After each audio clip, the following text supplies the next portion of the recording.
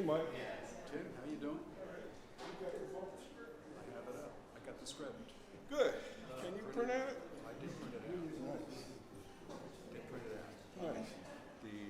And I had the original slideshow, and it said for today's, so I had that waiting. It has all these no names and all this stuff. It was like you fill in the blanks. Yeah. Then I saw your script, Right. your order of the service. So I changed it real quick. So now I have the right one. And the other thing, two things. Those two videos, they should play on. I hope we don't have any rights issues. No, we're allowed to, music-wise, we're allowed to. Okay. With churches, we're allowed to. There is no. Yeah. But we'll see. And if it doesn't work, it doesn't work. And you got the latest version of PokerScript because I just edited it like 20 minutes ago. No, I don't have the latest version. If you click on that one, it's updated. So how much difference is it?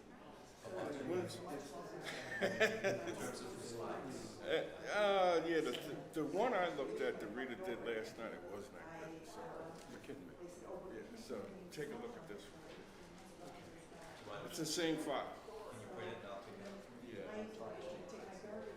Good morning.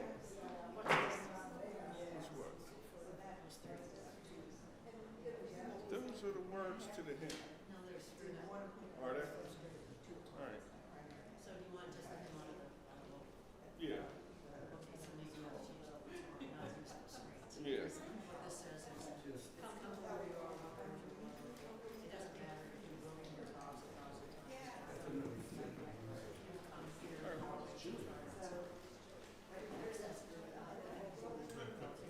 Yeah.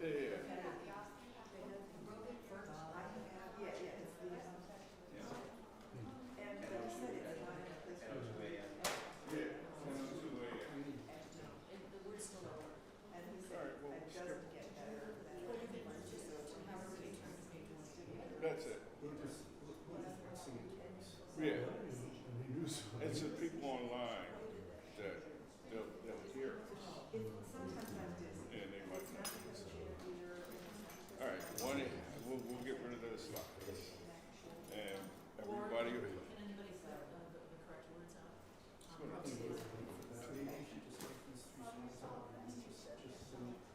Yeah. Yeah, we'll sing it straight.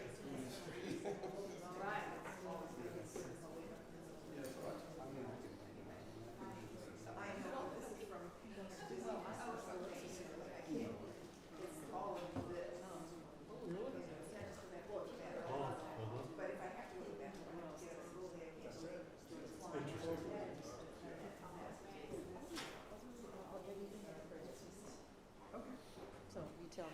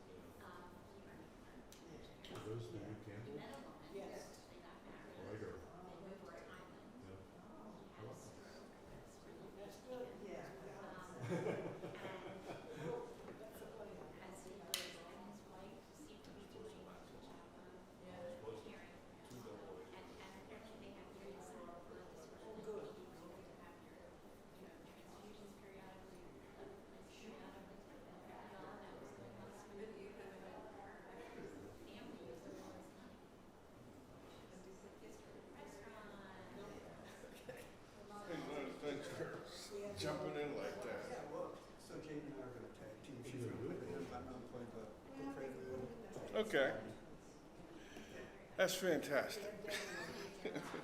And I had just talked to Holly, what was it, Friday? Yeah, her ankle, foot, something? Holly? Yeah. She was supposed to do the music today. So, yeah. And my ride this morning with us is I want to get to church by 10:35. She was vomiting. It's hard to Thank you. So do you want me to start now? Yeah, let's start. Oh, so you're doing it? He's got it. Yeah. The Prelude is not. Okay. yeah, prelude is Lent. Yeah. Huh? Yeah, please. Yeah, definitely. Let's do it. Thank you. Now, here's a copy of the pulpit script. I have one. Me too. Now, it was redone as of 10:02 this morning. One last minute, the slides were all off, Just show so me. this is updated. Well, I didn't even do anything about the slides. Yeah, everything's in. Okay, fine. Okay. Sure. All right.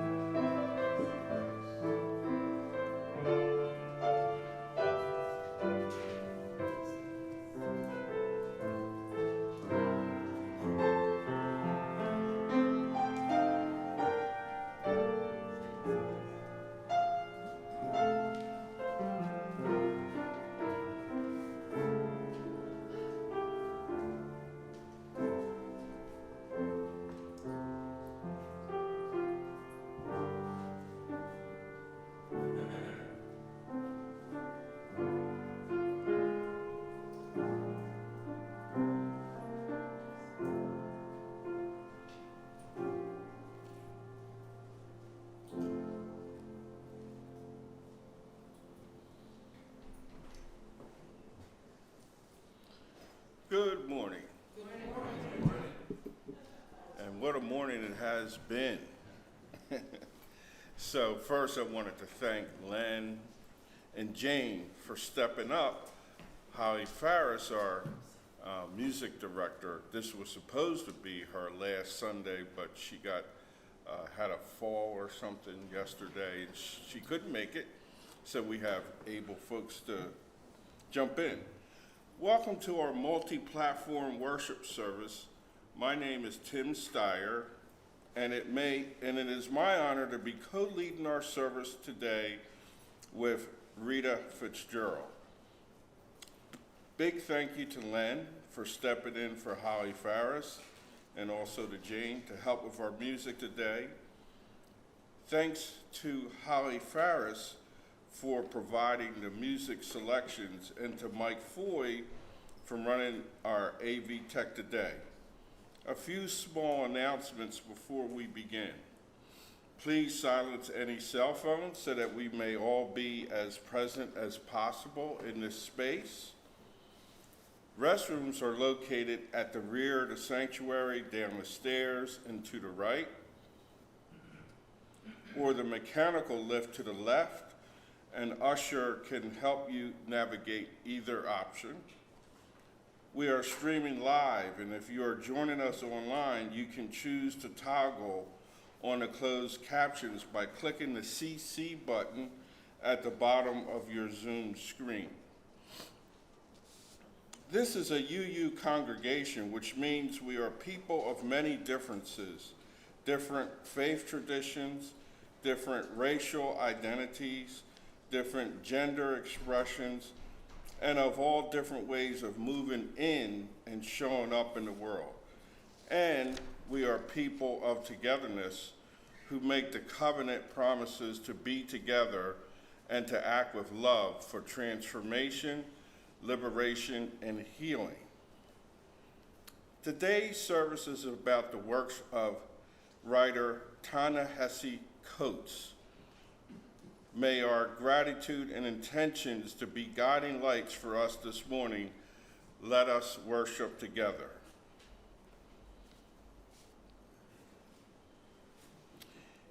In UU congregations, we light a chalice to celebrate our coming together in love, to mark the sacred space and time of our community, and invite the Spirit into our lives. We invite you to light a candle wherever you are today and read along with us here in the sanctuary as Rita lights our chalice.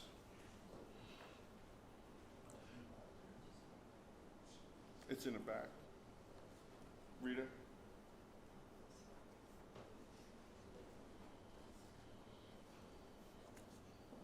Our chalice lighting words for today. Not everything that is faced can be changed, but nothing can be changed until it is faced. That's by James Baldwin. Our gathering hymn this morning is number 88, Come, Come, Whoever You Are. We invite you to stand in body or rise in spirit as we sing this hymn together, or we invite you to sing and move as you will with this song.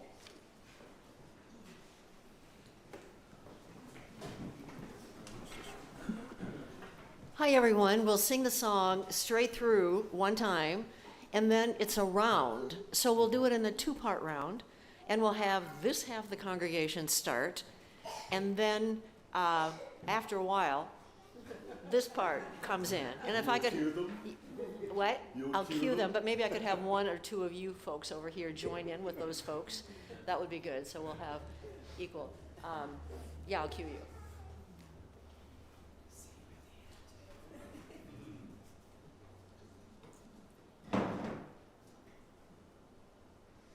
Wonderful.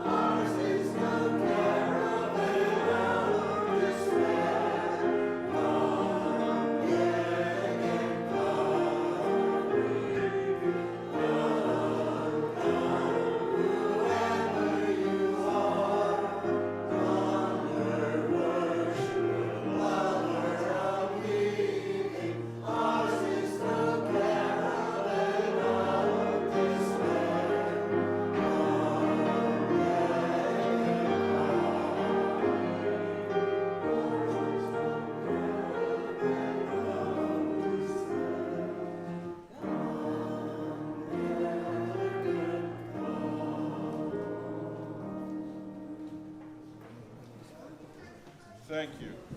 As you can see, some of our worship service today is fluid because we had some changes. So the slides didn't quite go with the words, but the words in the hymnal worked.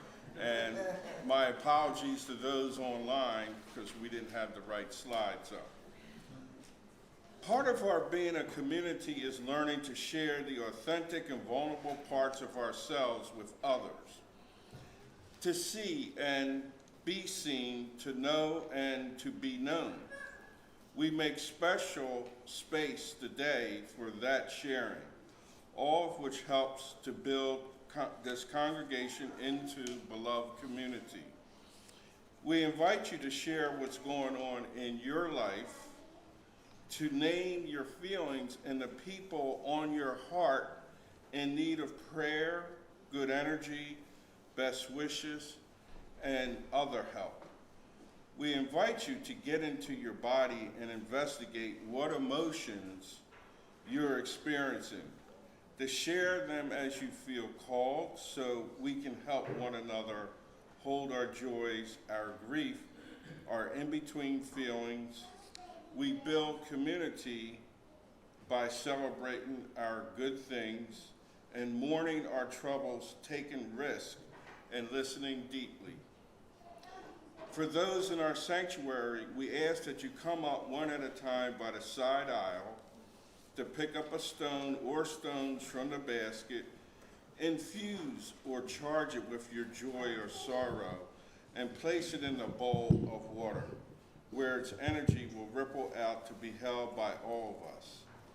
This morning, we invite you to take a moment to witness how your stone nestles next to the stones of others and how all are surrounded in the water that symbolizes our community's shared grief and joy.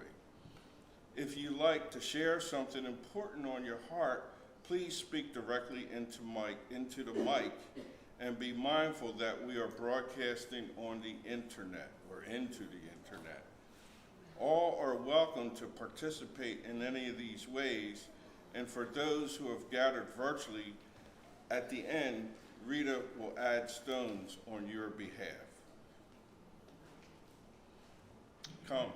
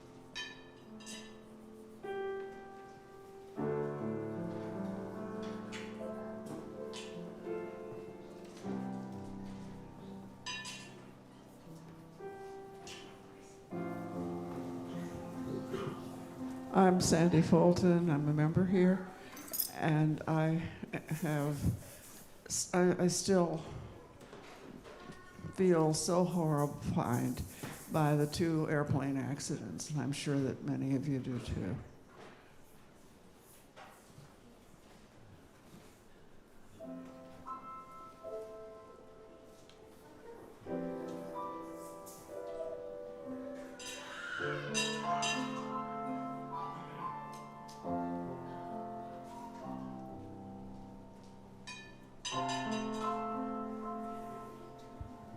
Good morning, I'm Jill.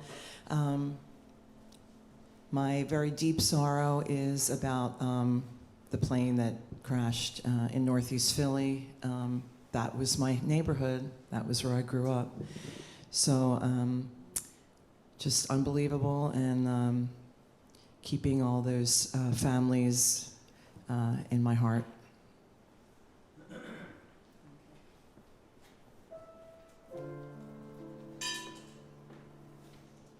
Hi, I'm Linda. I want to say hi to everybody because I can't come down to coffee hour. I have to duck out early to pick up our son Jamie, who's going to do a concert at Malilani this afternoon from 1 to 4. So.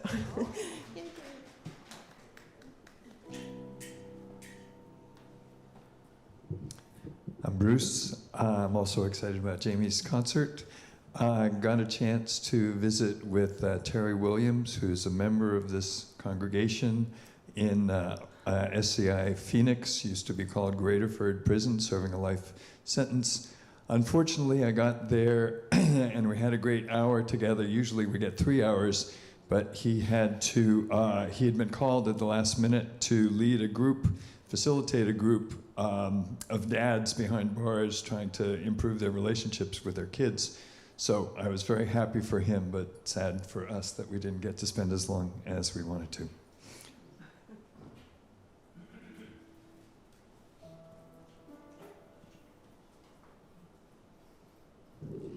I'm Kathy.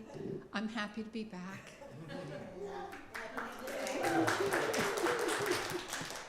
And happy to share that I am having a remarkable recovery. My stone is for all of you who have shown me so much love and support. It's one thing to know it's there, it's another thing to experience it when you need it. So thank you, everyone. Secondly, if you are interested, please stay in the sanctuary after the service for a listening and sharing session. Help us come together in these really challenging times when our immigrant community and our democracy are under assault, and we can share what some of the information and activity that's already going on among us and around us.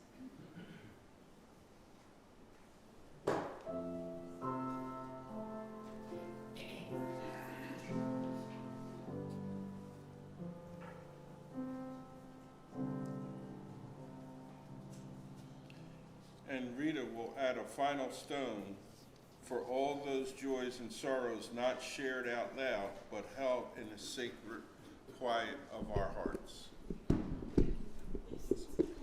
Okay, I forgot about that. And now we'll have Story for All Ages.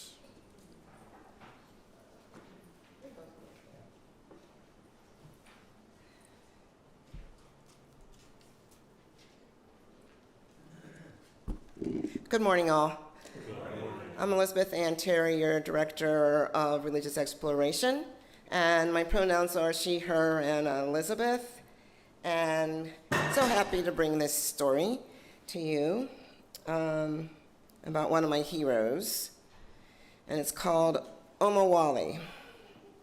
It's a Yoruba word for the son who has returned, and it's a story about a prominent African-American man who most know as Malcolm X. Brother Malcolm kept returning to himself throughout his life. He was born May the 19th, 1925 in Omaha, Nebraska. His family was one of those families that were about the uplift of the race. His father was a Baptist preacher. His mother worked in an office. His father was also the local representative for the Universal Negro Improvement Association, which has an office here in Philadelphia. I think it's on Girard Avenue. His parents did the best they could, as all parents do. His father was outspoken about rights for African Americans and was killed. His mother was institutionalized, and during that time, Malcolm and his siblings were in various foster homes. Omawali, the son who has returned.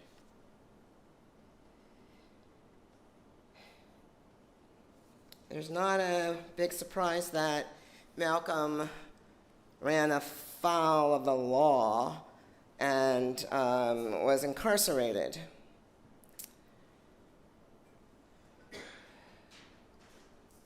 Sometimes this stuff is hard to talk about. Oh my goodness, okay, get it together, Elizabeth. While he was incarcerated, he was introduced to the Nation of Islam, and his world changed.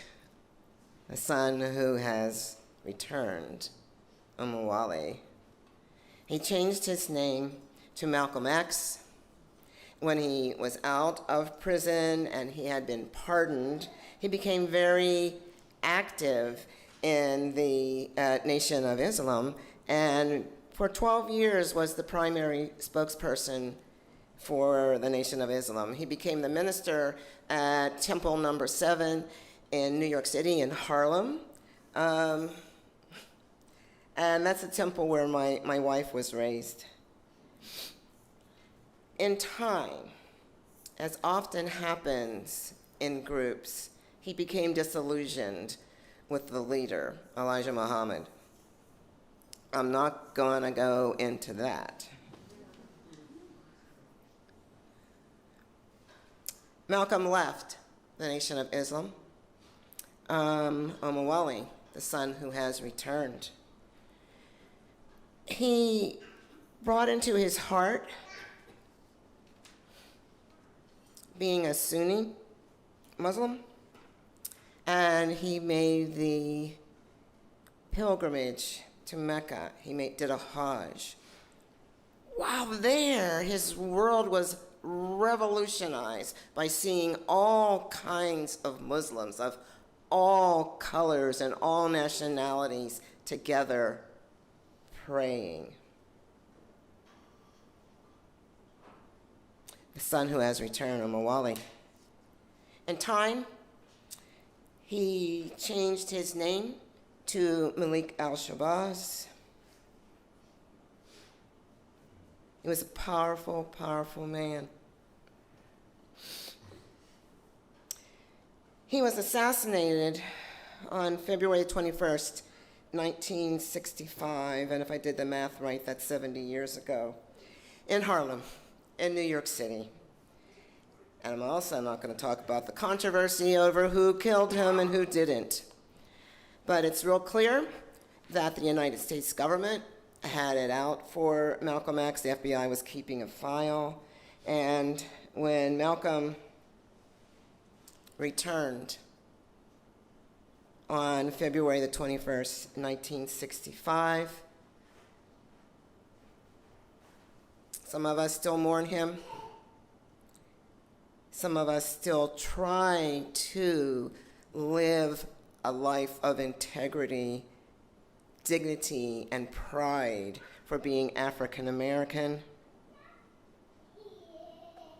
Omawali, the son who has returned.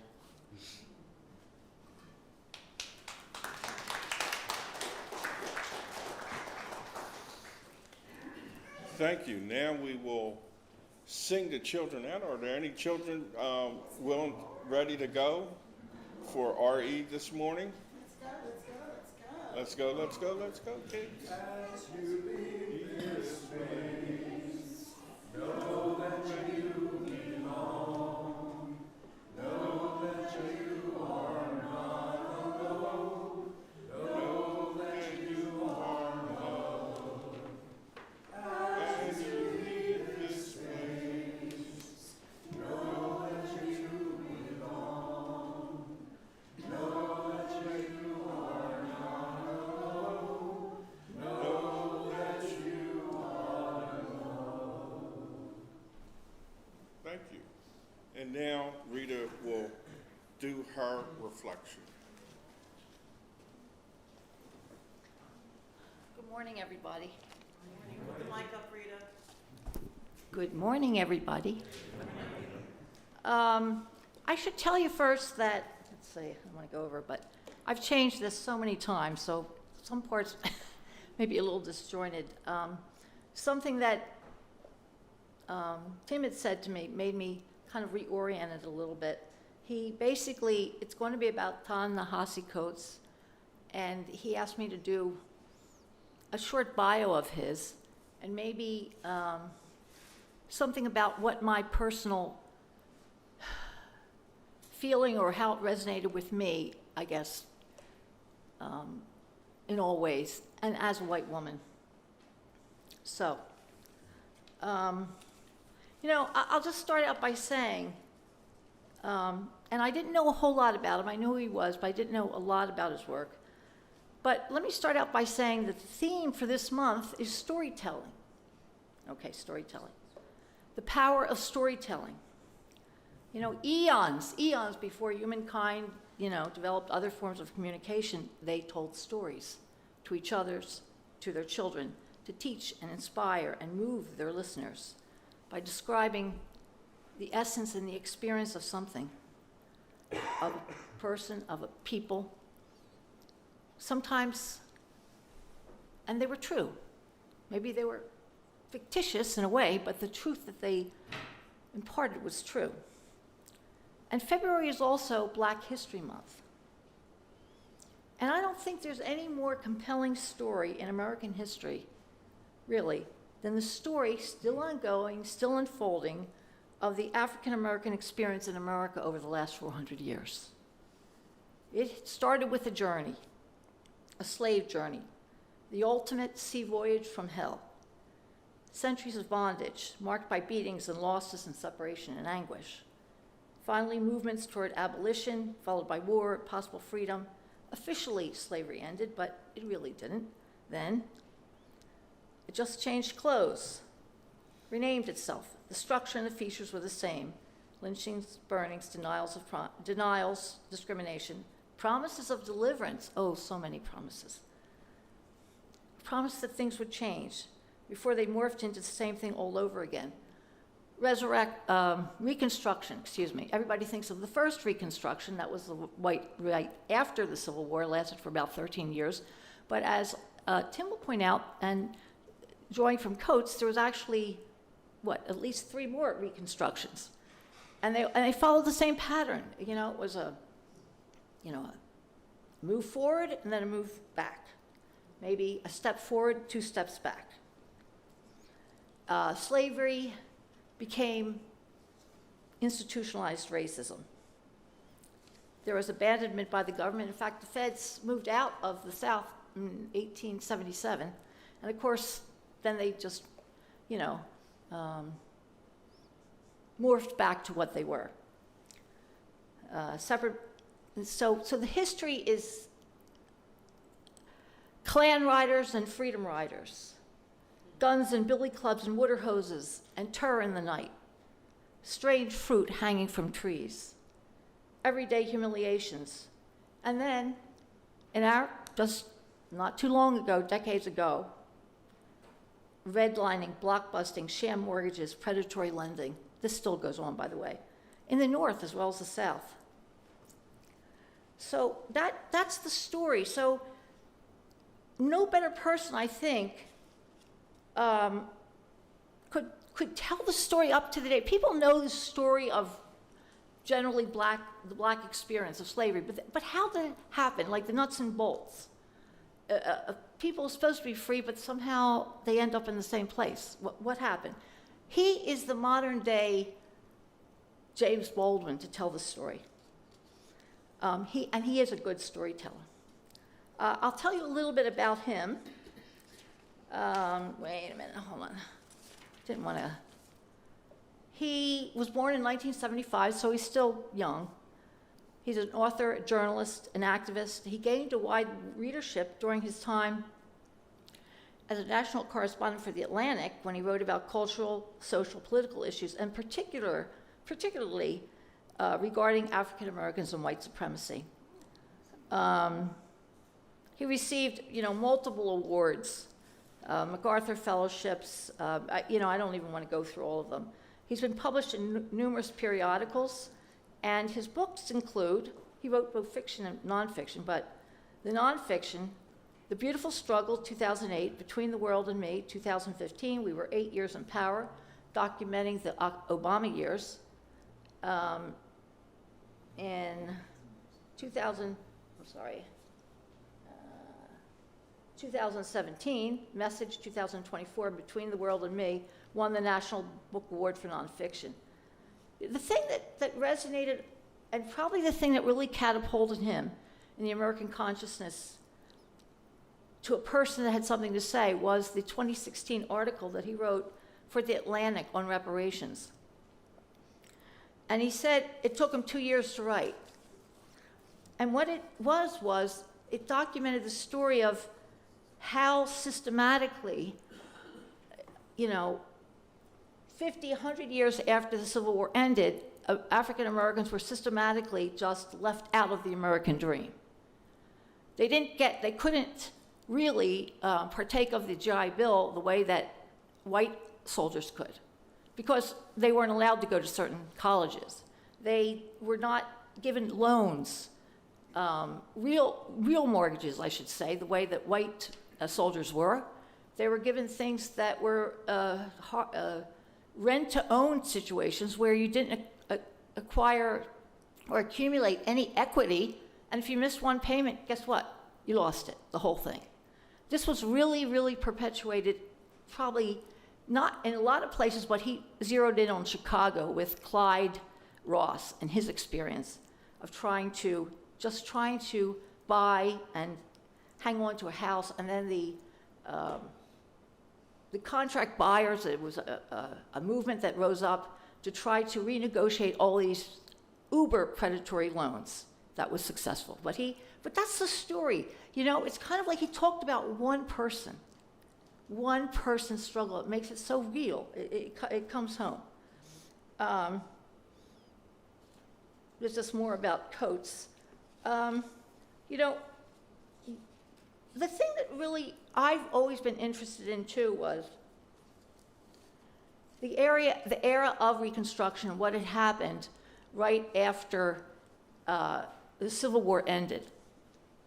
There was we talk about reparations. He said that he wrote, his whole goal in writing the article on reparations was that he didn't want it to be laughed at. He hoped that people would listen, not that they would necessarily take up the cause, and they did much more, but think about that. He thought that the idea of actually offering reparations for a people that have endured so much in a singular way is thought still by many people to be like ridiculous. Well, think about after the Civil War, after the Second World War. Nuremberg trials. There was no Nuremberg type trials after slavery ended. There was no Marshall Plan to rebuild. Compensation, they talked about compensation to the slaveholders for losing their slaves. That's the kind of compensation that they talked about. And even some writers said later that the slaves should pay back the white society for giving them their freedom. Yeah. And yet it's thought to be like ridiculous. It's so absurd. So what I read of him, that in particular, made me believe about the intrinsic rightness of reparations, the how and the why of it, not just abstractly. The fact that if you're of a certain group, you're less, automatically, you're less. And I may not agree with every point that he makes. Maybe I still don't know which point or what form reparations would take, but he certainly started the conversation. And it just has such a long history. It's been so constantly a fixture of life and affected so many areas of life. And it became a kind of normalized injustice of its own. It's the way things are. Don't rock the boat. I ask you, when is theft not theft? When is murder not murder? When a government does it, that's when. When it's institutionalized. When a country decides to do it. That's what do you say about a country What do you say about a person that never takes responsibility, that never makes amends? What do you say about a country that refuses to take responsibility, that never makes amends? That's the larger question. So that's the basic outline of Coates, and a quick overview, scattershot of his philosophy, and my review is glancing. Maybe even scattershot. I'll leave it to Tim to flesh out the details and the most cogent points of his writings. Thank you.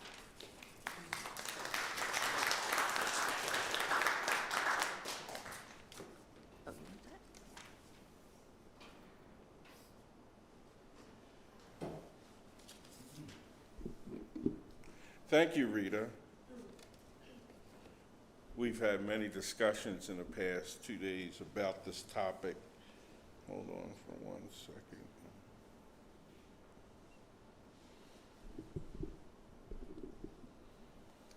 So first of all, it's a privilege to be sharing my reflection with you all, both here in the sanctuary and joining us online.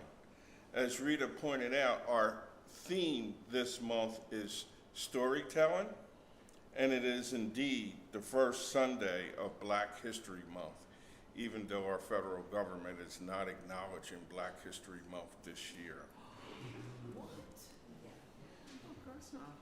Today, I want to delve into the compelling and at times challenging writings of one of my favorite writers and storytellers, Ta-Nehisi Coates, a voice that has significantly shaped our national conversation around race, history, and justice.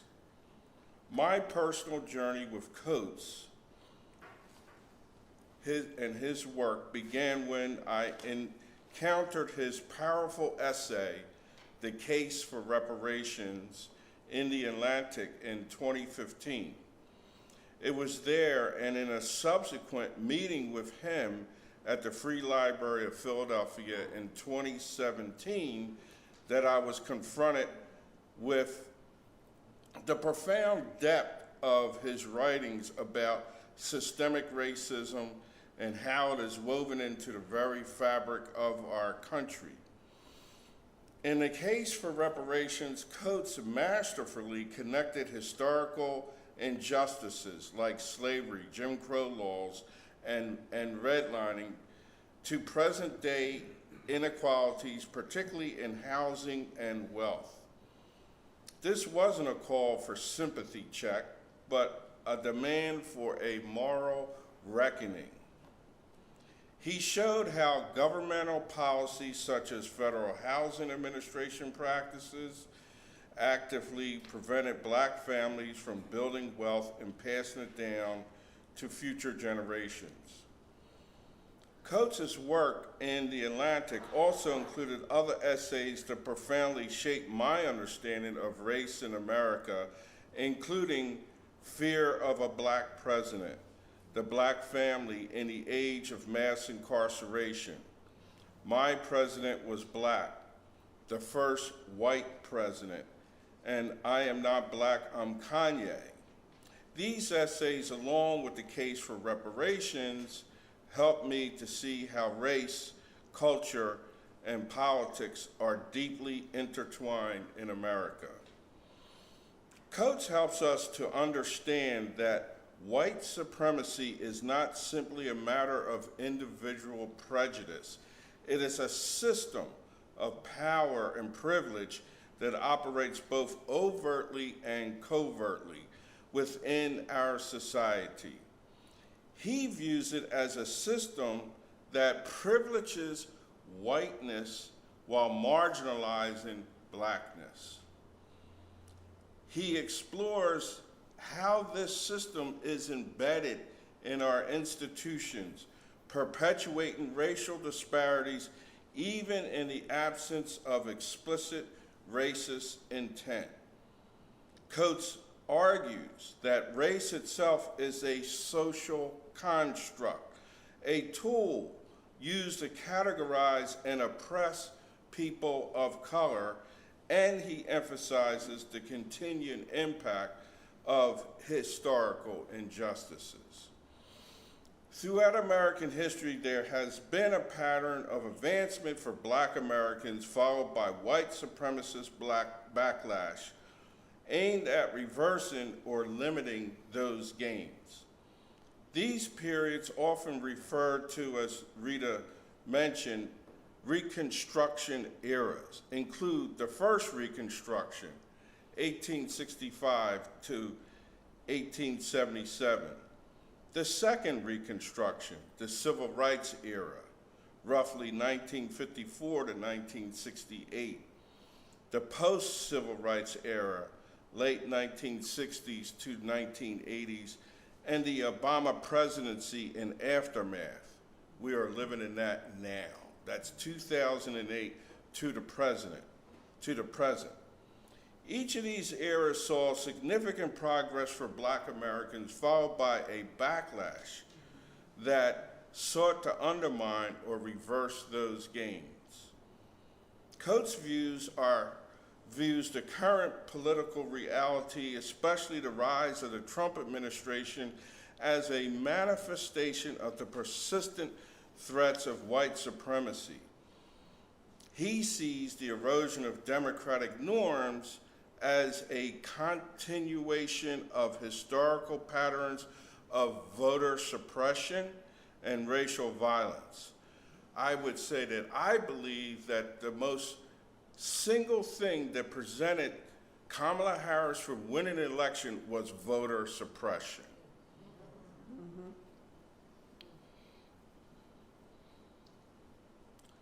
My friend, Mark Steyer, who's from this neighborhood, the director of the Pennsylvania Policy Center and a big supporter of UU Justice PA, recently posted on social media, there still seems to be a deep reluctance on the part of many progressives and liberals to understand that the Trump movement is fundamentally motivated not by economic distress or anxiety. It wasn't about the price of eggs and gasoline or anything like that. But it was motivated not by economic distress or anxiety, but by patriarchy, white supremacy, and bigotry. He notes that Trump's actions, like rejecting DEI programs, ending affirmative action, rolling back the civil rights amendments, seeking to remove immigrants and asserting a binary view of gender, are not focused on the economy, but on restoring a social hierarchy where Black people, women, and immigrants are second-class citizens. As Mark puts it, making America great again has always been about rolling back the all too limited progress we have made in breaking down barriers to the full inclusion of Black people, women, and the LGBTQ+ community in our society, economy, and politics. Trump is the return of the repressed original sins of American politics. Yet, amidst this stark analysis, Coates also offers a message of hope. He emphasizes the resiliency and agency of Black Americans in the ongoing struggle for justice. Despite the challenges, there is still the possibility of a more equitable future. In the case of for reparations and elsewhere, Coates calls for a national reckoning with the history of slavery and racism. Amen. He views reparations not just as financial compensation, but also as a way of acknowledging, addressing, and repairing the ongoing harms of the country's past. And finally, Coates' writings challenge us as Unitarian Universalist community to confront the uncomfortable truths about our history and the ways in which systemic racism and white supremacy continues to impact our world. His work is not easy, but it is necessary. It challenged us to move beyond simplistic narratives of progress and to strive towards a society that truly embodies justice and equity for all. May we each and all recognize our privilege, stay woke and vigilant, and be inspired by Ta-Nehisi Coates' unflinching honesty and his enduring hope as we continue our journey towards a more beloved community. Amen. Thank you.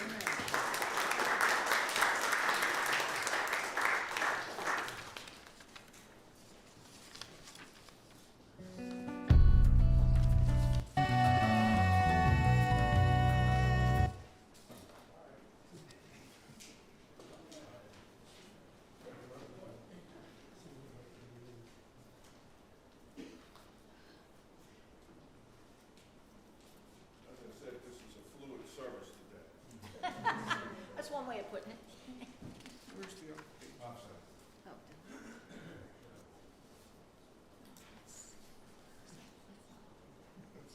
That's it?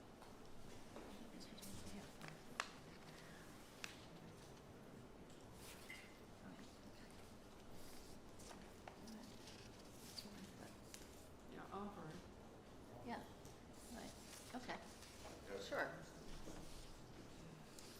Now's the time that we collect our offering of financial resources for the good of this community.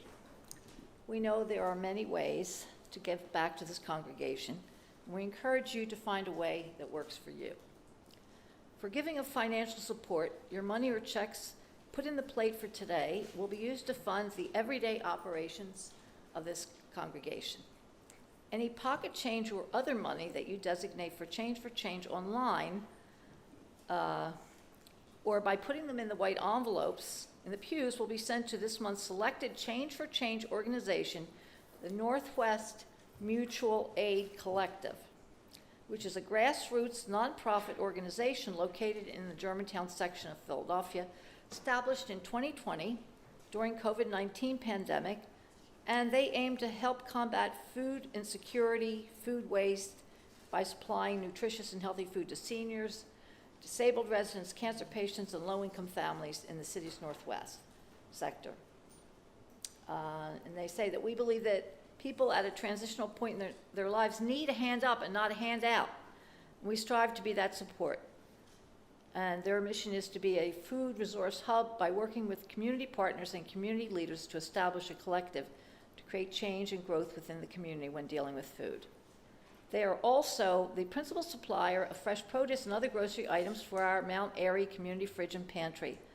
More information is on your screen about how to give online, and anyone can use the mobile app, Vanco Mobile. Please note that if this is your first time with us, there's no expectation that you give anything other than a yellow contact form or letting us know how you found us and how we can support you.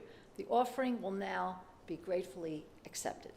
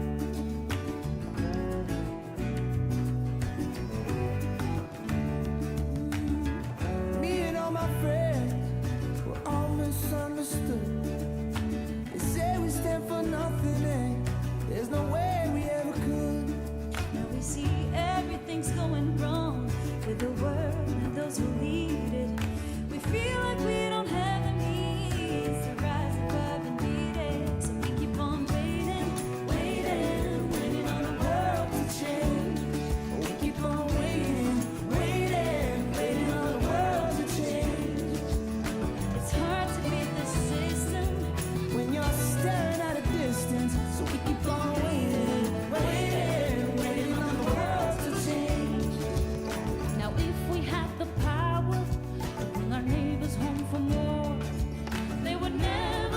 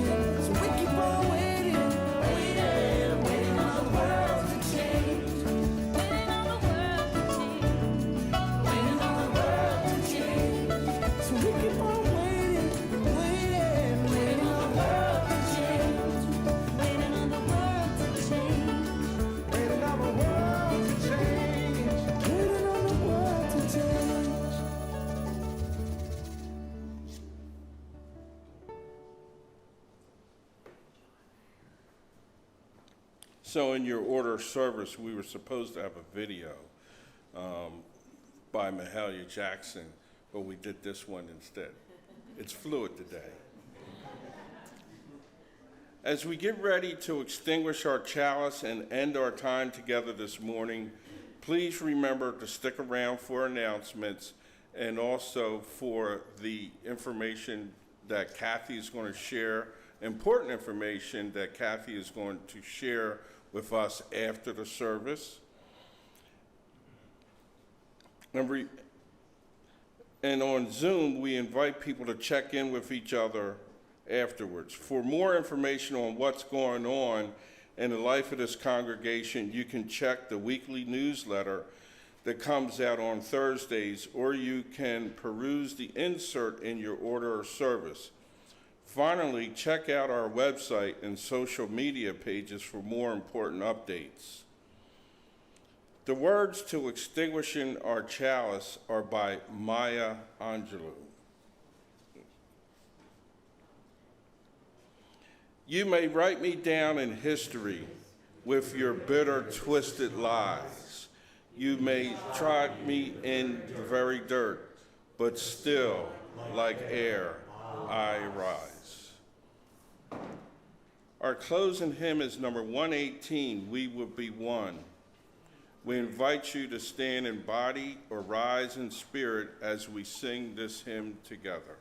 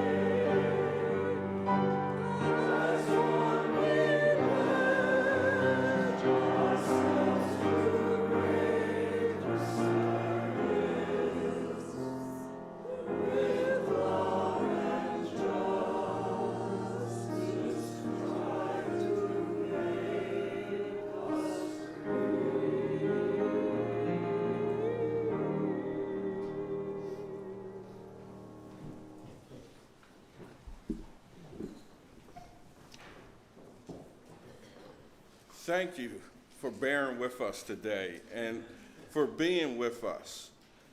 A listening and sharing session on protecting our neighbors and our democracy will be held here in the sanctuary right after this service.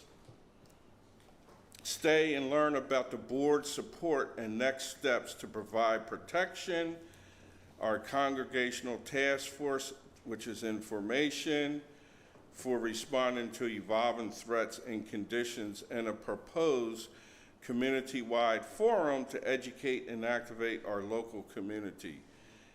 Now, is the time to circle round for justice and circle round for love.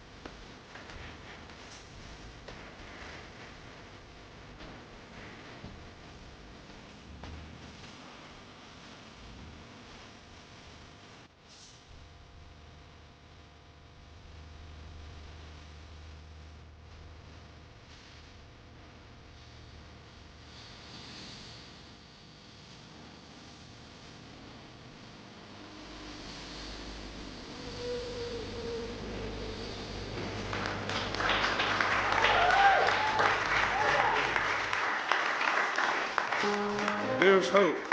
There's hope. Hang in there. We are a beautiful community. Kathy, did you want to come up now? Sure. Why don't we give folks just a few minutes who have another agenda for this time in your day, and we'll go ahead and get started. It's cold in here, yeah. Did you consider having this downstairs? No, we need to stay. No,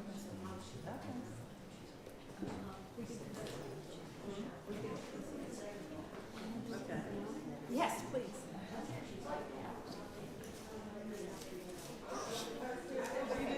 Hey folks, just real quick, I wanted to announce that Anam and I are planning a food drive. It's the Valentine's Day Love Your Neighbor food drive to try to get some more attention on our community fridge. It seems like people might be hungry pretty soon. So our brokerage, Alphont Wissahickon Realtors, we're going to utilize their marketing department to kind of try to get the whole community on board. So we'll have we'll have flyers and digital flyers that you guys can hand out, but